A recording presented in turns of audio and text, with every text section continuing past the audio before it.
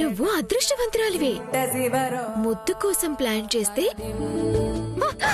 ముక్కు పగిలింది కదా, చాలా అదృష్టవంతురాలివి.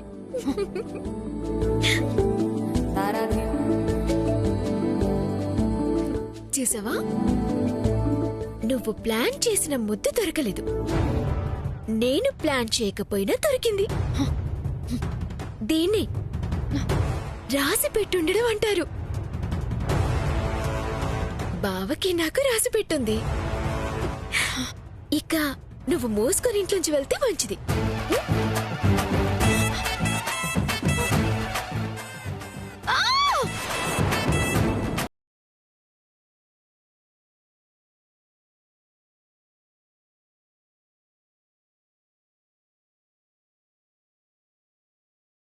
ఏదో హారం కోసం ఇక్కడికి మీరు రావడం ఏంటండి?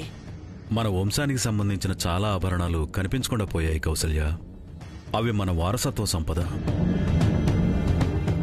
తిరిగి వాటిని సంపాదించుకోవడం మన బాధ్యత. ఇలా దొరికే వాటిల్లో మనవి కూడా ఉండే అవకాశం ఉంది కాబట్టి ఒకసారి చూద్దాం. మనవే అయితే ధర ఎంతైనా సరే మన సొంతం చేసుకుందాం. దశరథ రామయ్య గారు, హారం మాత్రం చాలా అద్భుతంగా ఉంది. ఖచ్చితంగా ఇది పురాతనమైంది, ఏదో రాజు వంశానికి చెందింది. కావాలంటే మీరే చూడండి.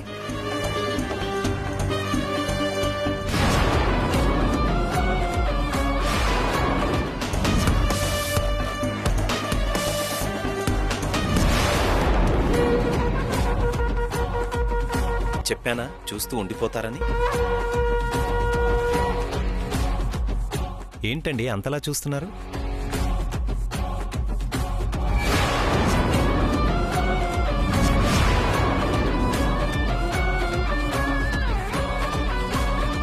అయ్యో, ఇది కాదే, ఇందులోనే పెట్టాను. ఏమైంది? దశరథ రామయ్య గారు, ఒక్క నిమిషం అండి. హారం మారిపోయింది, ఇప్పుడే తీసుకొస్తాను.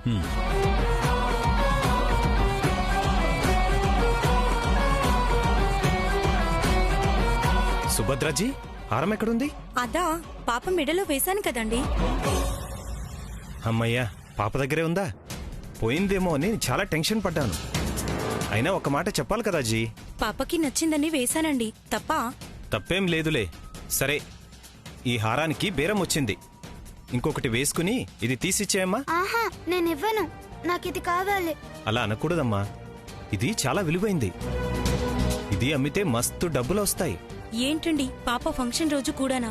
పాప సంతోషం గురించి కూడా ఆలోచించకుండా డబ్బులని వ్యాపారం గురించి ఆలోచిస్తూ ఉంటారా? ఉన్నది ఒక్క బిడ్డ అండి.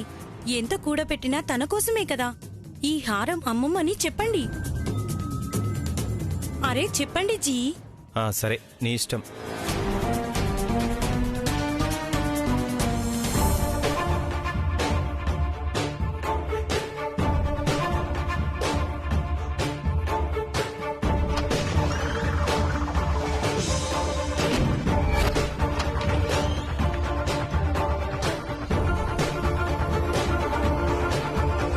దశరథ రామయ్య గారు, నన్ను క్షమించాలి. ఏమైంది? హారం లేదా? ఉంది, కానీ అది మా అమ్మాయికి బాగా నచ్చి ఇవ్వనని గోల చేస్తోంది. పైగా ఈరోజు తన ఓణి ఫంక్షన్. బలవంతంగా లాక్కుంటే ఏడుస్తుంది. అందుకని. అయ్యో, ఈ మాత్రానికే అంత సంజాయిషి చెప్పాలా? ఆడబిడ్డ కోరితే ఏదైనా సరే ఇవ్వాల్సిందే. వాళ్ళ సంతోషం తర్వాతే ఏదైనా. ఏం పర్వాలేదు. చాలా థ్యాంక్స్ దశరథ రామయ్య గారు, అర్థం చేసుకున్నారు. ఎలాగో వచ్చారు కదా, మీ పెద్ద మనసుతో పాపకి అక్షింతలు వేసి ఆశీర్వదించండి. అలాగే, తప్పకుండా.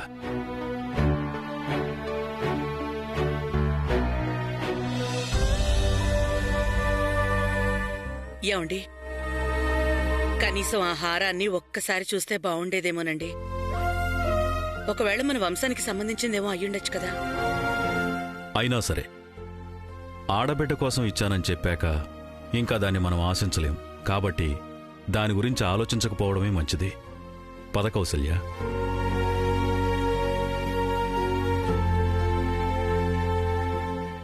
నమస్కారం అండి. నమస్కారం అమ్మా.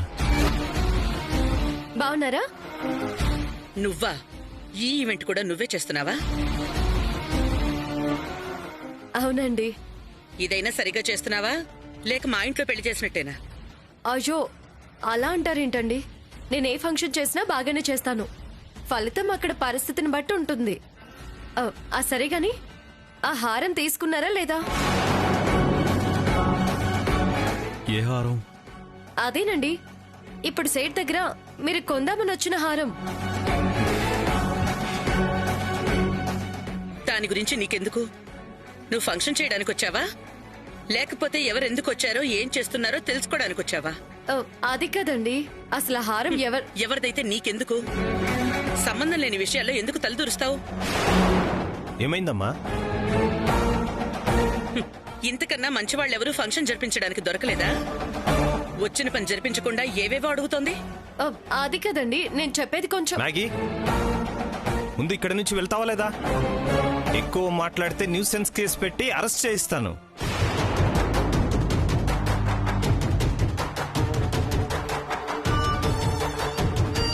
ఇంకా గెస్ట్లు వస్తున్నారు, రిసీవ్ చేసుకో.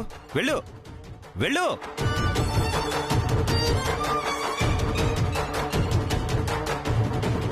క్షమించండి. పర్వాలేదులేండి.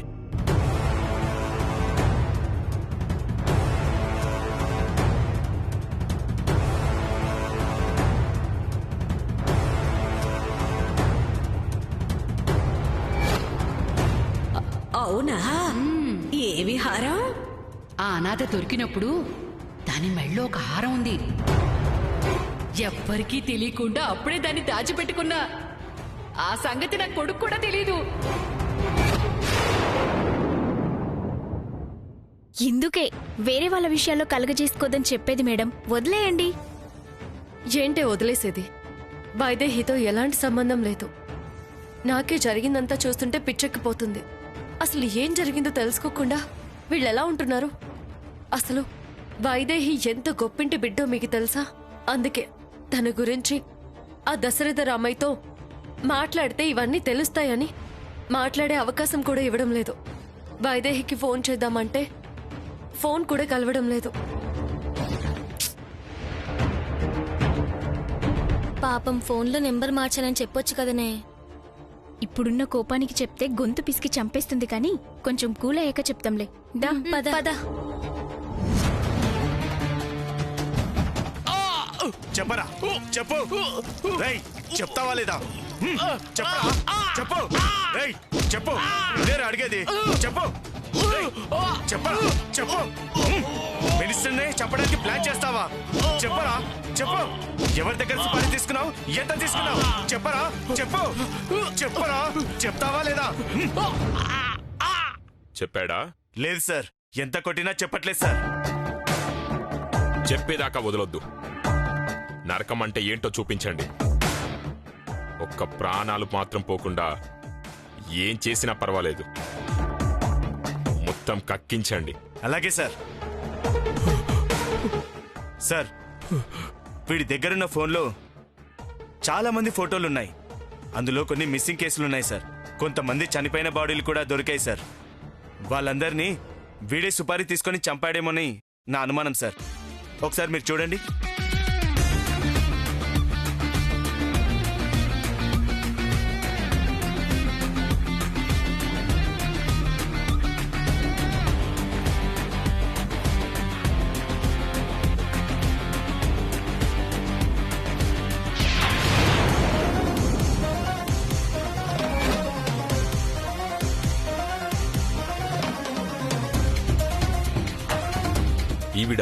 ఈవిడ దశరథ రామయ్య గారి కోడలు కదా?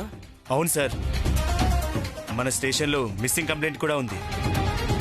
అంటే ఈవిడ్ని కూడా